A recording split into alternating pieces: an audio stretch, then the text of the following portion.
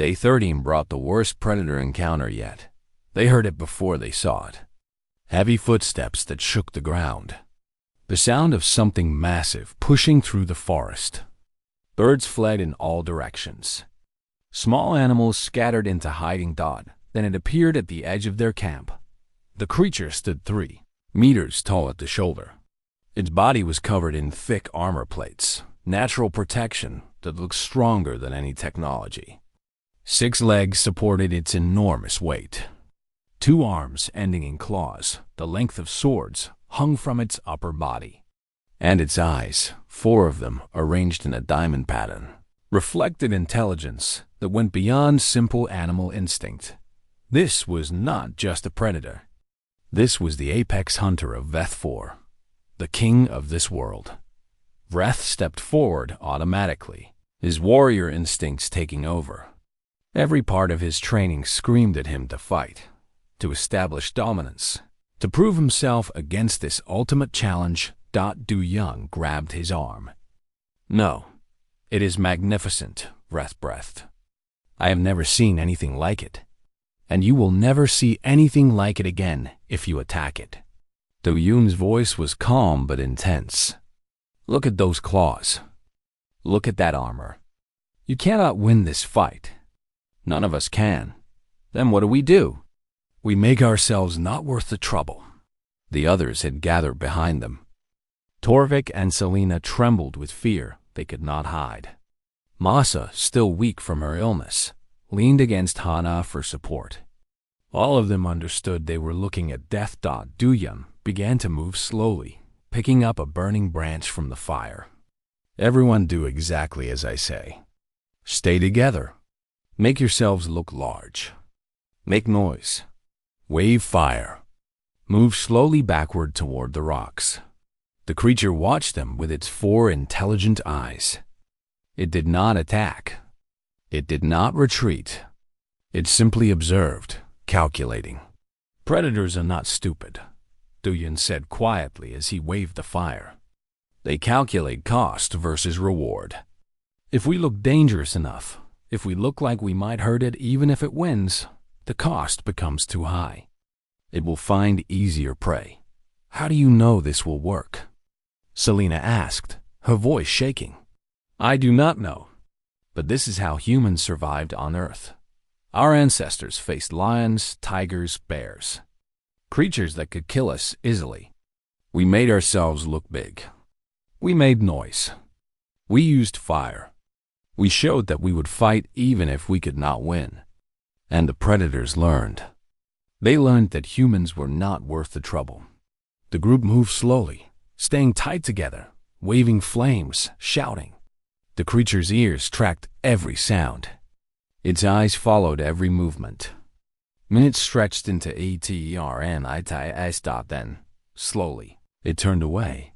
The great predator moved back into the forest, disappearing as silently as it had appeared. It had decided they were not worth the risk. No one moved for several minutes. Then Torvik began to laugh. It was a strange sound, clicking and buzzing in the Nolari way, but unmistakably laughter. "We faced the apex predator of this world," he said. "And we survived by pretending to be dangerous." "We did not pretend," Du Yun said. "We are dangerous. Just not in the way it expected." Vreth stood where he was, staring at the spot where the creature had vanished. "On my world, I would have been expected to fight. Honor would have demanded it. And I would have died. But this way, we all live. There is no honor in pointless death." "Now you understand," Hana said gently. "Humans learned long ago that survival is the highest honor. Living to protect your family, to raise your children, to pass on what you know. That is what matters. Not dying gloriously in a fight you cannot win." Day 14 passed with tense watching. They maintained constant guard, weapons ready, fire burning high. But no more predators came. Perhaps word had spread in whatever way animals communicate. Perhaps the creatures of this world had learned what humans had taught animals on Earth. These small, soft beings were more trouble than they looked. Vreth and Du Yun took turns on watch that night. They sat together, watching the darkness, and spoke of many things. When I return to my homeworld, I will face questions, Reth said. The warrior caste will want to know how I survived. They will expect stories of glorious battles. They will not understand patience and adaptation and working with others. What will you tell them? The truth. I will tell them that the greatest warrior I have ever met taught me that fighting is the last option, not the first. I will tell them that true strength is surviving long enough to protect those you love. I will tell them that a human security officer showed me what it really means to be strong. Doan smiled in the darkness. They might not believe you. Then I will teach them, one student at a time, until the truth spreads. Reth looked at the stars above them. Your species has a saying, adapt and overcome. What does it mean exactly? It means that when things change, you change with them. When obstacles appear, you find ways around them or through them or under them. You never stop trying. You never give up. You adapt to whatever situation you face, and you overcome whatever challenges arise. Adapt and overcome. Reth repeated slowly. I will teach that to my people. Rescue came on day 15. A Galactic Union patrol vessel appeared in the morning sky, searching for the overdue diplomatic transport. When they landed near the signal fire the Yun had built, they expected to find survivors huddled in wreckage, barely alive. Traumatized and helpless Dodd, instead they found a functioning camp with water collection, food storage, proper shelter, and 6 individuals who walked toward them with steady steps and clear eyes. The rescue commander was a veteran of many recovery operations. She had seen survivors broken by far shorter ordeals than this. What she saw here confused her. We expected to find bodies, she admitted to Du Yun while the medical team checked everyone, or at least survivors who needed immediate critical care. You seem healthy. We had good leadership, Torvik said, stepping forward. The humans showed us how to survive. The commander looked at Du Yun and Hanno with new interest. Humans taught you? The whole group? They taught us everything, Masa said. How to find water. How to build shelter. How to hunt and cook. How to face predators without fighting. How to adapt to a world that wanted to kill us. The commander made notes in her report. This was unusual, worth documenting. The journey back to civilized space took 3 days. During that time, the survivors stayed together. They could have separated, returned to their species' quarters, begun processing their trauma individually. Instead, they shared meals, shared stories, and began planning what they would do when they returned home. Torvik requested a meeting with Galactic Union leadership. His proposal was simple but revolutionary. Mandatory wilderness survival training for all diplomatic and military personnel. And the instructors would be human. Your species has something we have forgotten, he explained to the council. Not technology, not strength, not intelligence. You have the memory of struggle embedded in your very being. Every human carries generations of survivors in their blood. That cannot be taught from books or simulated in machines. It must be learned from humans directly. The proposal faced resistance. Many elder races found it insulting to learn from a species they considered primitive. But the survivors of Vethfor spoke in favor of it, one by one. A Nalari diplomat, a Kovani warrior, an engineer, and an Attach, all saying the same thing. Humans saved their lives not with weapons or technology, but with knowledge that came from millennia of refusing to die. The proposal passed. 6 months later, the first class of the new program graduated. It was called Thinking Like Humans, and it taught everything Du Yun had demonstrated on Veth-4. Patience, adaptation, persistence, using fear as information rather than instruction. Working together despite differences, Do-Yun and Hana were invited to the graduation ceremony. They watched aliens from dozens of species receive certificates acknowledging their completion of human survival training. It was strange and wonderful to see. Breth was there, now an instructor himself. He had returned to his homeworld and revolutionized Corvani military education. Young warriors now learned that true strength included patience, wisdom, and the willingness to admit weakness. Selena published her book about the experience. It became required reading across the galaxy. A first-person account of how an individual Nelari discovered her own mind while nearly dying on an uncharted world. Tor Vek continued his diplomatic work, but with a new perspective. He no longer dismissed any species as primitive. He had learned that advancement was not measured in technology alone. Masa returned to engineering, but focused on survival technology, equipment that helped other species survive when their advanced systems failed.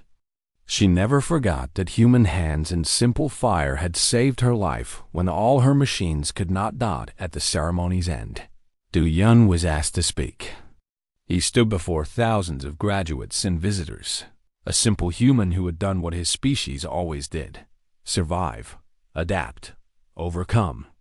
"I am not a hero," he said. "I did what any human would do. I used knowledge passed down from my ancestors, from millions of years of surviving a world that never stopped trying to kill us. That knowledge is our inheritance. And now it is yours too."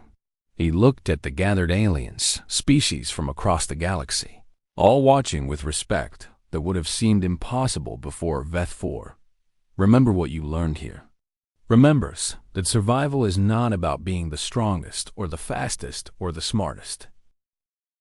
The journey to higher ground took 2 days. Do-Yun led them at a pace that seemed painfully slow to the aliens, but was exactly right for long-distance travel over difficult terrain. Humans invented something called the marathon. Hana explained as they walked. A race where people run for over 42 kilometers without stopping. "We did this for fun." Masa looked at her with disbelief. "Why would anyone do that for fun?" "Because our ancestors had to do it for survival. Persistence hunting required following prey for entire days, sometimes longer, until the animal collapsed from exhaustion. We evolved to move steadily for very long periods. Fast creatures beat us in short races. But over distance, humans can outrun almost anything." This was a revelation to the Corvani. Their hunting method relied on explosive power, on overwhelming prey quickly. The idea of simply following something until it gave up had never occurred to them. Du-Yun forced rest breaks every 2 hours. The aliens thought this was unnecessary until the exhaustion hit them. Their species were not designed for sustained travel. The Nulari had engineered their environment to eliminate the need for such physical effort. The Corvani relied on vehicles and technology for transportation.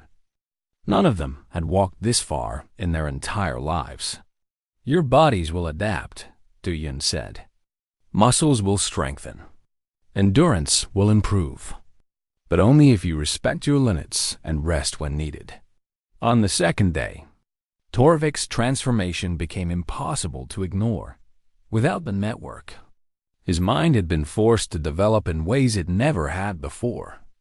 He noticed things now: the way light filtered through leaves, the sound of water in the distance, the patterns of animal movement through the forest. "I see differently now," he told Hana. "Before, my observations went to the network and came back interpreted. I did not think about what I saw. I simply received the collective understanding. Now I must interpret everything myself. It is harder but also more interesting." "Do you miss the network?" Torvik was silent for a long moment. "I thought I would. The loneliness should be unbearable.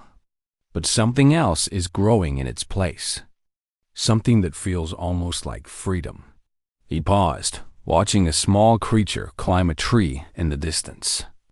I had an idea yesterday. A new idea. Something that came entirely from my own mind, not from the network. It was a simple idea, not important, but it was mine. I have never had that before. I did not know such a thing was possible. Hana smiled. Welcome to individual consciousness. It can be overwhelming sometimes, but also wonderful, Torvik said quietly. I think I understand now why humans create art and music and stories. When your thoughts are your own, you want to share them. You want to put something unique into the world. They reached suitable high ground on the evening of the second day. A rocky outcrop overlooking a valley with natural shelter from wind and rain. Duyun approved of the location immediately. Good sightlines. Rescue ships will see us easily from above. Fresh water nearby from that stream. The rocks will hold heat during the day and release it at night. This will work. Building the new shelter was different from before. The aliens did not wait for instructions. Masa began designing a framework using her engineering knowledge, but applied to natural materials instead of metal and plastic. Vreth carried heavy stones and logs without complaint. Torvik and Selena worked on water collection, using their understanding of physics to create an efficient system. Hana watched them work and felt something like pride. These were not the same beings who had crashed on this planet. They had been broken down and rebuilt into something new. On the third day at the new camp, Vreth asked Duyun to teach him to hunt properly.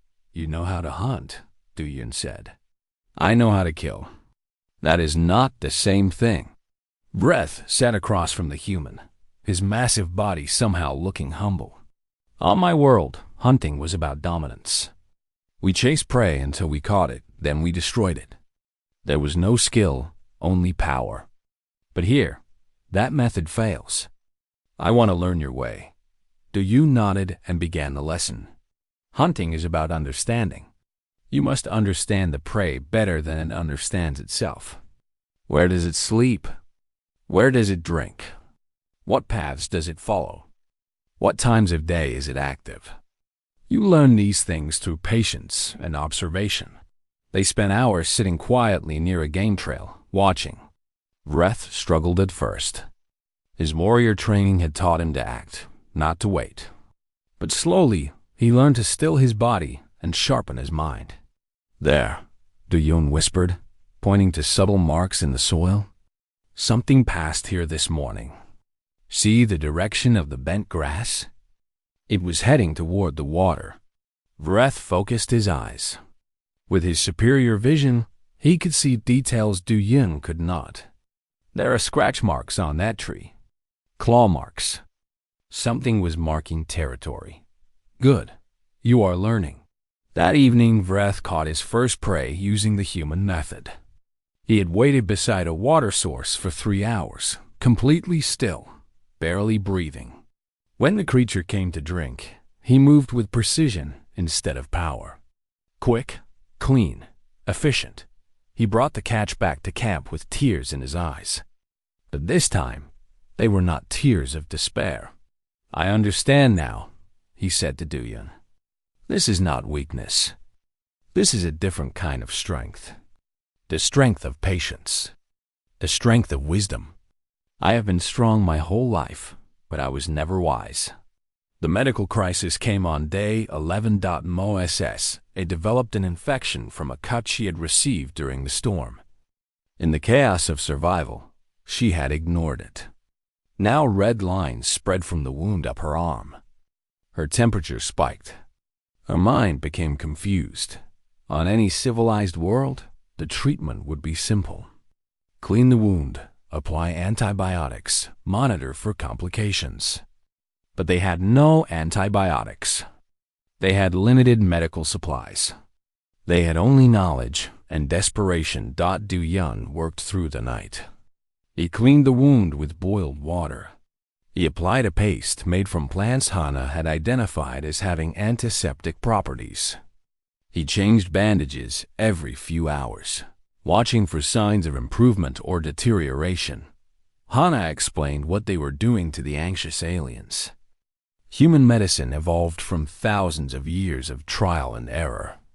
Our ancestors had no machines, no advanced chemistry. They learned which plants reduced fever, which stopped bleeding, which fought infection. They learned by watching people die and refusing to accept it. Everything we know about medicine started with people who refused to let their loved ones die without trying everything possible. Torvik watched Duyan work with something like awe. He has not slept in over 30 hours. Humans can push their bodies beyond normal limits when someone they care about is in danger. Adrenaline, determination, stubbornness. We have many names for it. The result is the same. We do not give up. Masa survived. After 2 days of intensive care, the infection began to retreat. She woke clear-headed and weak, but alive. When she saw Du Yun sleeping exhausted beside her, she reached out and touched his hand. "Thank you," she whispered. On day 12, Torvik asked Dion for a private conversation. "I need to tell you something," the Nilari said. His compound eyes reflected the evening light. "Before the crash, I filed reports about humans to my government. I described your species as primitive, underdeveloped, interesting but ultimately inferior to the elder races." Do Yun listened without expression. "I was wrong," Torvik continued. "Not partially wrong. Completely wrong. Your species has something the elder races have lost. Something we engineered out of ourselves in our pursuit of perfection. We removed struggle, and in doing so, we removed growth. We eliminated discomfort and eliminated strength. We created networks to share thought and destroyed the ability to think alone. You could not have known," Du Yun said. "Our species looks weak from the outside. We have no natural weapons, no armor, no special senses. Everything we are is hidden inside. That is precisely what makes you dangerous." Torvik's voice held a new respect. "You hide strength inside weakness. You find advantages in disadvantages. You turn every limitation into a lesson. The galaxy's elder races should not look down on humans. They should fear them. We do not want to be feared. No, you want to be friends. That is perhaps the most frightening thing of all. Because humans who decide to be your friend will die for you. And humans who decide to be your enemy will never stop coming." Du Yun smiled slightly. "You have learned a lot in 12 days. I have learned everything in 12 days. Things the network could never teach me. Things I could only learn by nearly dying on a wild planet with people who refused to let me give up." Torvik made the Nilari gesture of deep respect. "When we are rescued, I will request that human survival training become mandatory for all Galactic Union personnel. Your species has something to teach us. We are just trying to survive. No, you are surviving while teaching others to survive. That is leadership. That is wisdom. That is what the galaxy needs." That night, the group sat around their fire one last time as survivors. Tomorrow would be day 13. Rescue could come any time now. Their ordeal was nearly over, but something had changed among them. They were not the same beings who had crashed on this planet. The Nilari had learned to think alone. The Corvani had learned that strength includes patience and wisdom. The humans had learned that their survival instincts could save more than just themselves. The sky turned black on the 5th morning. Not the black of night, but the black of something massive approaching. Clouds rolled toward them like a living wall, stretching from horizon to horizon. Du Yun had seen storms before. He had survived typhoons in Korea, blizzards in training exercises, sandstorms in desert operations. But this storm looked different. It looked angry. "We need to move," he said. Now, Torvik looked at the approaching darkness with his compound eyes. He could see more detail than humans could, and what he saw frightened him. The wind speeds are extreme. This structure will not survive. I know. I found caves yesterday, about an hour's walk east. We go there. Vreth growled. Leave the ship? It is our only connection to rescue. If we abandon it, they might not find us. If we stay, there will be nothing to find. The Yun was already gathering supplies. The caves will protect us. When the storm passes, we return and signal from here. But right now, survival comes first. The aliens hesitated. The ship, damaged as it was, represented everything familiar. Technology, structure, hope. The caves represented the unknown. The primitive, the surrender of everything their civilization stood for. Hana made the decision easier. She started packing essential supplies without argument. He is right. I have studied weather patterns on hostile worlds. This storm could last days. The ship's hull is already compromised. One strong wind and the whole thing collapses. One by one, the aliens began gathering what they could carry. Masa took tools and technical equipment. Torvik took medical supplies. Selena took food rations. Vreth took nothing but his own body, still not fully understanding why his strength felt so useless. They moved through the forest as the wind began to rise. Trees swayed dangerously. Smaller plants tore from the ground and flew past them. The temperature dropped rapidly, as if the storm was sucking all warmth from the world. The caves appeared just as the first rain hit. Not gentle rain, but rain that fell like stones, each drop heavy enough to bruise. Du Yun led everyone inside, pushing them deeper until the sound of the storm became a distant roar instead of a deafening scream. Inside the cave, darkness was absolute. No light reached this far from the entrance. The aliens immediately began to panic. The Nalari suffered worst. Their compound eyes required light to function. Without it, they were completely blind. Torvik pressed himself against the cave wall, breathing in short gasps. Selena made a sound that might have been crying in her species. I cannot see, Torvik said. His voice shook. I cannot see anything. I cannot function like this. Duan moved by touch, finding supplies by memory. He pulled out emergency lights, but they were weak, their batteries damaged in the crash. The pale glow they produced barely pushed back the darkness. Listen to me, Du Yun said calmly. Humans lived in caves for hundreds of thousands of years. We learned to navigate by sound, by touch, by memory. You can learn too. We are not humans, Vreth snapped. Our eyes are not made for darkness. Then use your other senses. Vreth, your hearing is better than mine.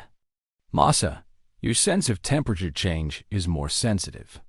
Torvik, Selena, you can feel vibrations through your exoskeletons that humans cannot detect. Darkness takes one sense away. You still have others. The storm raged outside for 3 days. 3 days of darkness, of cold, of fear that pressed down on them like physical weight. 3 days that broke some of them and rebuilt others. On the first day, Vreth finally broke. It happened quietly. The great warrior simply sat down in a corner and stopped moving. When Hana went to check on him, she found tears running down his scaled face. Kovani rarely cried. Their culture considered it shameful, a sign of weakness unacceptable in any warrior. I do not know who I am, Vreth whispered. My whole life, I was the strongest. The most dangerous. Nothing challenged me because nothing could. But here, I am nothing. My strength means nothing. My training means nothing. I am useless. Hana sat beside him. She did not touch him, respecting Kovani's personal space, but she stayed close.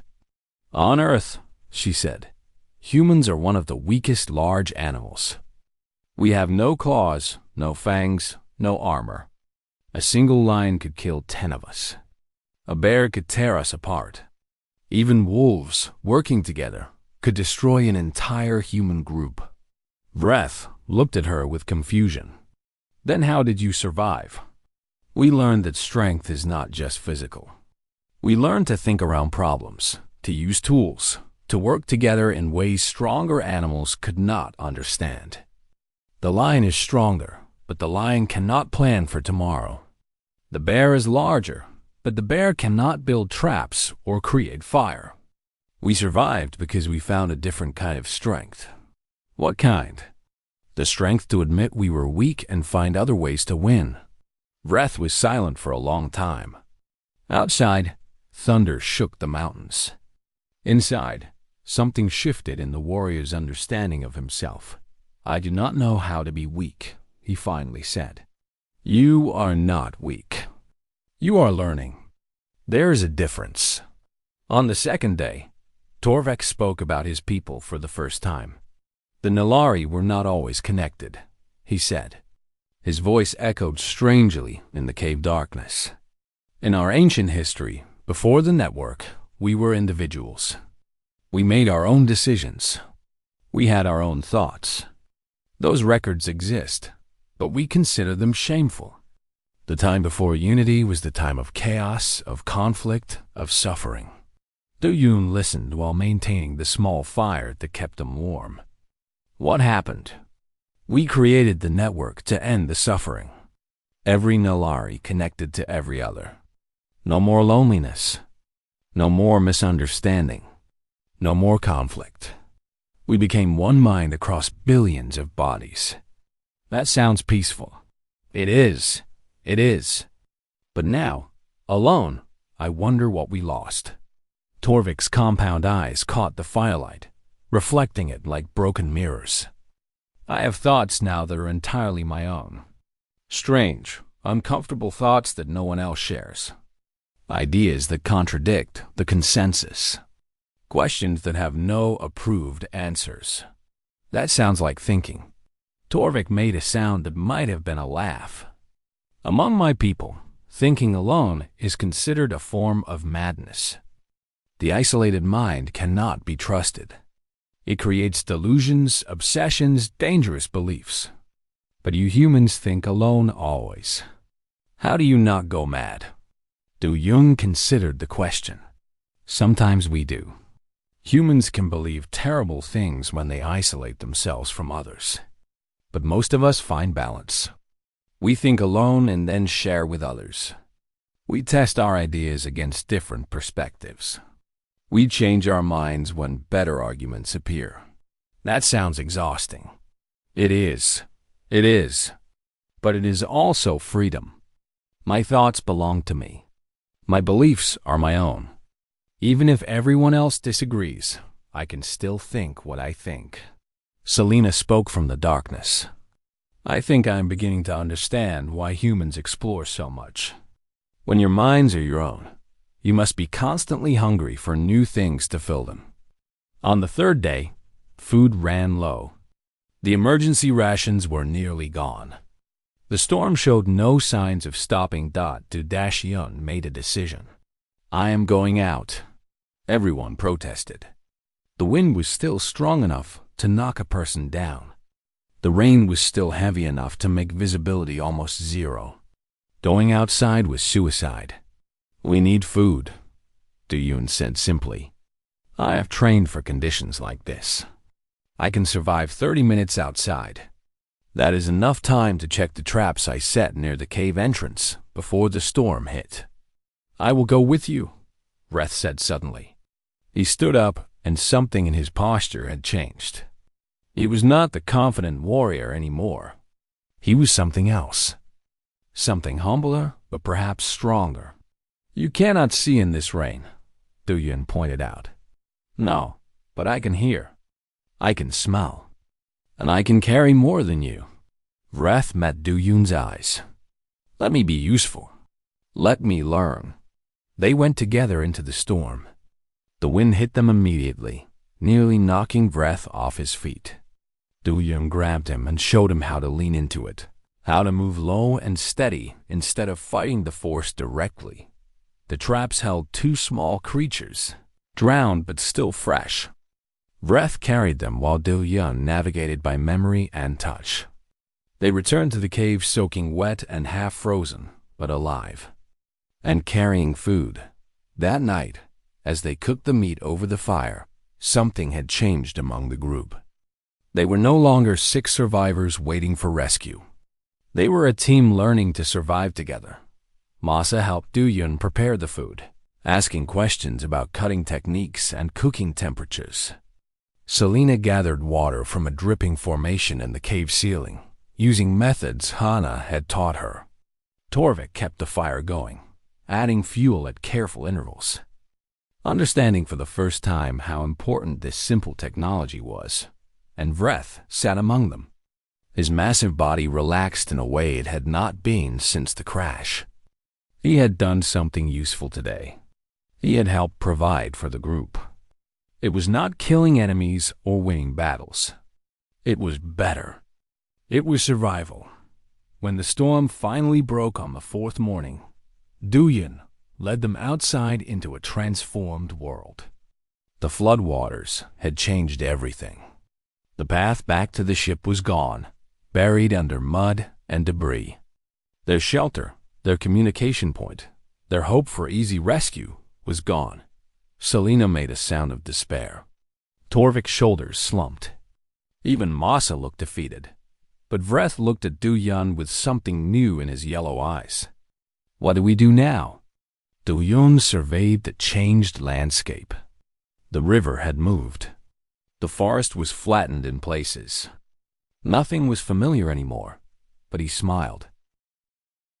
The river was closer than Do Yun had hoped. Only a 20-minute walk through the forest. But that walk taught him more about his alien companions than days of conversation ever could. The Nilari moved like they were blind. Without their network, Torvik and Selena could not share sensory information with millions of others. Every decision had to be made alone. Every observation had to be processed by a single mind. They stopped constantly, overwhelmed by simple choices. Left or right around this tree? Step over this rock or round? Questions that their network would have answered instantly now paralyzed them. The Kravani had the opposite problem. Vreth and Masa were too confident. They crashed through bushes, stepped on anything in their path, made noise that echoed through the forest. On their homeworld, nothing challenged them. Here, that attitude would get them killed. Hana walked beside Do Yun, taking notes on her damaged scanner. She cataloged plants, insects, soil composition. Her scientific mind found focus in data collection. It was her way of staying calm. The Nilari are not eating, she whispered. Their emergency rations are running low, and they cannot digest most organic matter without enzyme supplements from their technology. How long? Maybe 3 days before serious problems start. Their bodies will begin shutting down. Do Yun nodded. Another problem to solve. The list kept growing. They reached the river and found clear water flowing over smooth stones. Do Yun tested it with the emergency kit. Safe enough. He filled containers while the others rested. Vreth stood at the river's edge, staring into the forest across the water.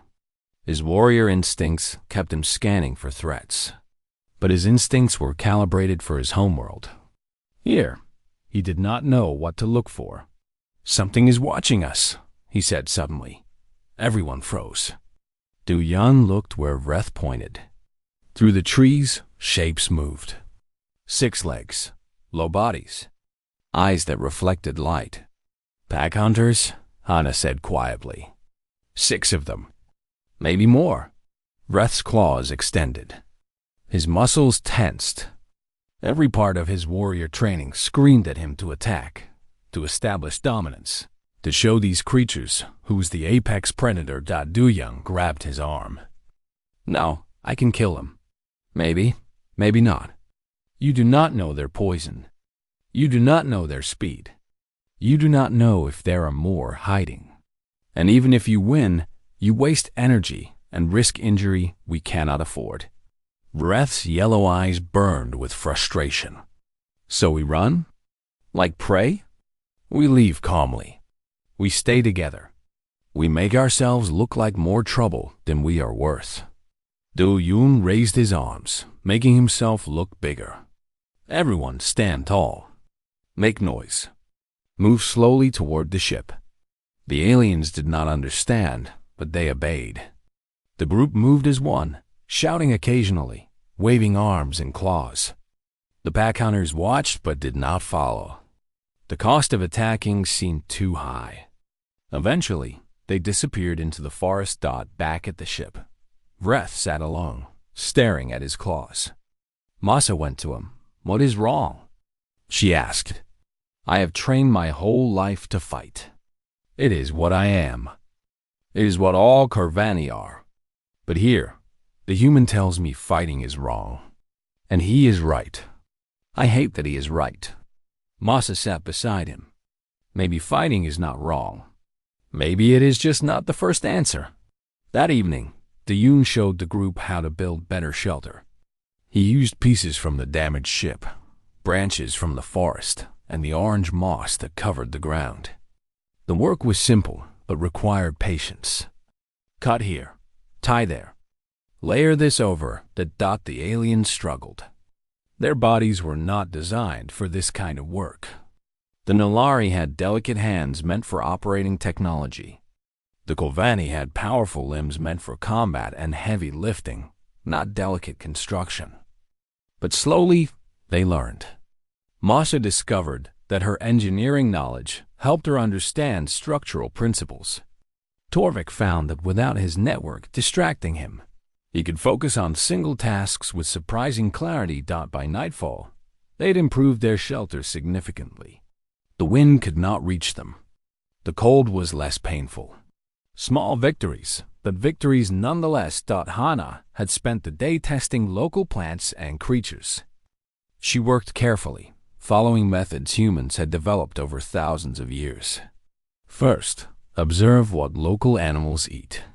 Second, test small amounts on skin for reactions. Third, taste tiny portions and wait. Fourth, eat slightly more and wait longer. "This root is safe," she announced, holding up a brown tuber. "Local creatures eat it regularly. I tested it on myself. No negative effects." Selena looked at the root with horror. "You ate an unknown substance? You could have died." "Yes, but now I know it is safe, and we have food." Hana's voice was matter-of-fact. "This is how humans learn to survive. We tried things. Some of us died. The knowledge passed to the next generation. After thousands of years, we knew which plants healed and which plants killed." "That is insane," Torvik said. "That is human," Yoon replied. "We did not have technology to analyze everything.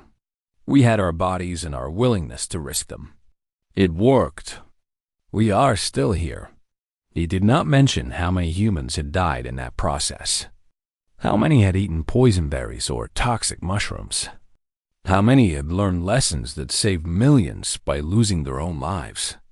The aliens did not need to know that part. They needed to know that the method worked.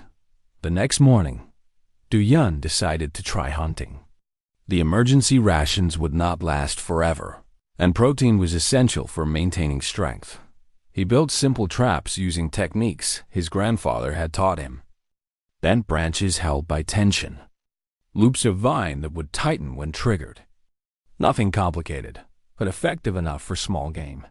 Vreth watched with a mixture of confusion and interest. "You do not chase the prey? Humans are not fast," Yun explained. "We cannot outrun most animals. So we learned other ways. Traps, ambush, patience. On my world, Karvani simply chase prey until it falls. We have great endurance. Humans do that too. We call it persistence hunting. We follow prey for hours, sometimes days, until it collapses from exhaustion. But traps are more efficient when you do not know the terrain." Vreth considered this. "Your species has many ways to hunt. We have many ways to do everything. That is how we survived a world that kept trying to kill us. By afternoon, the traps had caught 3 small creatures. They looked like a combination of rabbits and lizards, with soft fur and scaled tails. Hana examined them carefully before declaring them safe to eat. Du-Yun showed the group how to prepare the meat. Cleaning, cutting, cooking over the fire. The process seemed primitive to the aliens. But the smell of roasting food reminded them that primitive did not mean ineffective. Even the Nalari could eat cooked meat, though their bodies would not process it efficiently. Something was better than nothing. That night, as they sat around the fire eating, Selena asked the question that had been bothering her since the crash. How do you stay calm? Her voice was small, vulnerable. Everything is unfamiliar. Everything is dangerous. My instincts tell me to panic, to freeze, to wait for the network to guide me. But the network is gone. How do you function when everything you know is gone? Du-Yun thought about the question seriously. It deserved a real answer. For humans, everything was once unfamiliar. Our ancestors were born into a world with no instructions, no technology, no network. They survived ice ages with nothing but fire and fur. They crossed oceans on wooden boats with no way to know what waited on the other side. They climbed mountains that killed half of them just to see what was there. He poked the fire, sending sparks into the darkness. Humans are not adapted to any specific environment. We are adapted to adapt. Change does not frighten us because change is all we have ever known. The unknown is not our enemy. It is our natural home. Selena absorbed this. For the Nalari, stability was everything. Their entire civilization was built on a network, on shared knowledge, on predictable systems. The idea of embracing change as a fundamental trait was alien in the deepest sense. I want to learn, she said finally. I want to learn to think like you. Du-Yun smiled. It was the first time any of the aliens had asked for help instead of waiting to be rescued. Tomorrow, you help me set traps. You will learn to read animal tracks. You will learn to predict where creatures go based on water, food, and shelter. Your compound eyes can see patterns humans miss. Use that advantage. Selena nodded slowly. For the first time since the crash, something like hope flickered in her alien features. Across the fire, Tarvek watched this exchange with growing understanding. The human was not just keeping them alive. He was teaching them to keep themselves alive. He was treating their survival as a skill that could be learned, not a gift that some species had and others lacked. Perhaps the Nalari had forgotten something important. Perhaps in their rush to build networks and technology, they had abandoned the very traits that allowed them to build those things in the first place. Perhaps it was time to remember. The night sounds continued outside their shelter. Predators calling, prey screaming, the endless cycle of life and death that existed on every living world. But inside, around the fire, 6 survivors sat together. They were different species with different bodies, different minds, different histories. But tonight, they were all learning the same lesson. Survival was not about strength or technology or instinct. It was about the willingness to adapt, to learn, to try again after failure. It was about being human. The warning alarms screamed through the ship like dying animals. Red lights flashed everywhere. Kang Du-Yun grabbed the nearest handle and held on tight as the Meridian star shook violently. "We are going down," shouted Masa, the Kavani engineer. Her clawed hands moved fast across the control panel, but nothing she did made any difference. "The engines are dead. All of them." Du-Yun looked through the observation window. A planet rushed toward them. Green forests, blue water, mountains in the distance. It looked almost peaceful, which made the situation feel even more wrong. "Everyone strap in," Du-Yun yelled. He pulled Yoon Hana into the nearest seat and secured her harness before doing his own. Across the cabin, the four aliens struggled with their restraints. Fear made their movements clumsy. Torvik, the tall Nalari diplomat, made a strange clicking sound. His compound eyes reflected the red emergency lights like 1,000 tiny mirrors. I cannot reach the network. I cannot reach anyone. We are alone. His companion Selena looked even worse. She was younger, less experienced. Her thin arms wrapped around herself as she trembled. For the Nalari, losing connection to their hive mind was like losing a part of their brain. The two Kovani handled things differently. Vreth, the warrior, roared his frustration. His massive reptilian body strained against the seat harness. He wanted to fight something, anything, but there was nothing to fight. Masa stayed at her station until the last second, trying everything she knew. When she finally sat down, her yellow eyes showed defeat. Duyan counted the seconds. He watched the ground come closer. He calculated angle, speed, terrain. His mind worked through possibilities while his body stayed calm. This was what humans did. They thought when everything was falling apart. The crash came hard. Metal screamed. Bodies jerked. The world became noise and pain and darkness. Then silence. Duyan opened his eyes. Dust floated in the air. Sunlight came through cracks in the hull. He checked himself first. Bruises, small cuts. Nothing broken. He moved to Hana. Are you okay? She coughed and nodded. Blood ran from a cut on her forehead, but her eyes were clear. I think so. The others? They checked everyone. Miraculously, all 6 had survived. The Nalari had minor injuries. Vreth had a deep cut on his arm that would need attention. Masa seemed unhurt, but sat staring at nothing, shocked by the failure of her machines. Duyun did not wait for anyone to recover. He moved to the emergency supplies and started pulling out what they would need. Water containers, medical kit, emergency food packs, tools. What are you doing? Torvik asked. His voice sounded strange without the usual confidence. Lost. Preparing to survive, Duyan said simply. We need to know what we have. We need to assess the situation. The rescue will come, Torvik said. They will notice when we do not arrive. They will search. How long until they notice? Torvik's compound eyes flickered. 1 day for us to be reported missing. Perhaps 2 more to organize search. Then they must find us. This planet is not on any map, so minimum 5 days.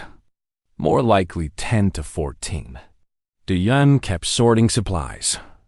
The communication array is destroyed. I checked. We cannot call for help. We wait or we die. Hana joined him. She understood. As a xenobiologist, she knew about survival in harsh conditions. She had studied how different species adapted to different worlds. Now she would live that knowledge. The atmosphere is breathable, she said, checking her scanner. Oxygen levels are good. Temperature is comfortable now, but these readings suggest extreme shifts. Hot days, very cold nights. What about wildlife? Duyun asked. Unknown. The scanner shows life signs everywhere.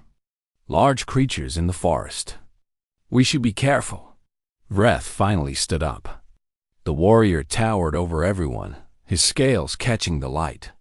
I am Kovani. No animal will threaten me. Let them come. Duan looked at him calmly. You do not know these animals. You do not know their poison, their speed, their hunting methods. Your strength means nothing until you understand what you face. Vreth's eyes narrowed. On his homeworld, no one spoke to a warrior this way. But something in Duyun's voice made him pause. This human was not afraid. This human was thinking. Then what do you suggest, human? Shelter first. We stay near the ship for now. It provides protection, and rescue teams will look for it. Water second. I saw a river from the window before we crashed. Food third. We have emergency supplies for maybe 5 days if we ration carefully. After that, we find local sources. Selena made a distressed sound. Local food? We cannot eat unknown substances. Our bodies are not designed for alien matter. Hana will test everything. Humans have done this for thousands of years. We learned which plants heal and which plants kill. We learned by trying, by failing, by surviving. We will do it again, here. The Nalari and Corvani exchanged looks. Their species had technology. They had conquered their environments long ago. The idea of testing food by eating it and hoping you did not die seemed insane, but Du-Yun was already moving. He took a cutting tool and went outside. Hana followed. After a moment, Masa went too. She was an engineer. Doing nothing was worse than doing something dangerous. Outside, the planet was beautiful and terrifying. Strange trees with purple leaves rose around them. The ground was soft with orange moss. Sounds came from everywhere. Clicks, whistles, growls. A living world that did not care about their problems. Du-Yun studied everything. He noted where the sun was, how it moved, what that meant for their schedule. He looked at the trees and saw possible materials for shelter improvement. He examined the moss and wondered if it had useful properties. Night came faster than expected. The sun dropped quickly, and cold followed immediately. The temperature fell so fast that the aliens gasped. Their metabolism struggled with the change. Du-Yun had prepared. He gathered dry materials and created a fire pit inside the damaged cargo bay, where a hole in the roof would let smoke escape. The aliens watched in confusion as he struck sparks from tools and caught them in dry moss. Fire bloomed. Warmth spread. Light pushed back the darkness. Torvik stared at the flames. You made fire. With your hands. No machine. Humans have made fire for over 1 million years, Du-Yun said. Our ancestors survived ice ages with nothing but this. We can survive here too. Outside, the night came alive with sounds. Predator calls echoed through the forest. Large bodies moved between trees. The aliens flinched at every noise. Their advanced senses detected too much. Every sound was a threat. Every shadow was death. Du-Yun noticed their terror and understood. The Nalari had evolved to share fear across their network, spreading it thin so no individual carried too much. Alone, Tarvik and Selena felt the full weight of it. The Kovani had evolved as apex predators, never needing to fear anything. Now, facing the unknown, Vreth and Masa had no framework for processing danger they could not dominate. Humans were different. Humans had always been prey and predator both. They knew fear like an old friend. They felt it, acknowledged it, and then chose what to do anyway. Hana sat next to Du-Yun by the fire. She spoke quietly. They are falling apart. Torvik has not moved in an hour. Selena keeps crying without sound. Vreth is angry because he does not know how to be scared. They will adapt or they will break, Du-Yun replied. We cannot carry them forever, but we can show them the way. A massive roar shook the air. Something big. Something close. The aliens pressed against the walls, eyes wide, bodies trembling. Du-Yun added more wood to the fire.